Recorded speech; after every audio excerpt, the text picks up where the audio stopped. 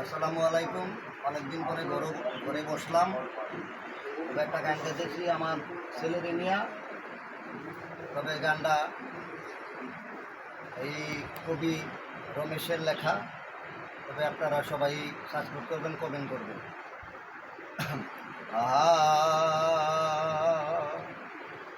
বন্ধুর প্রেম জ্বালায় অহঙ্গ জহলের জ্বালা দিয়া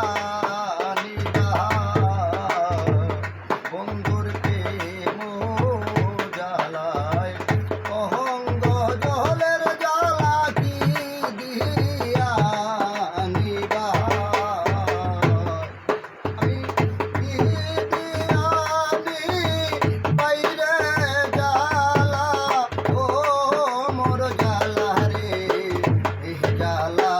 He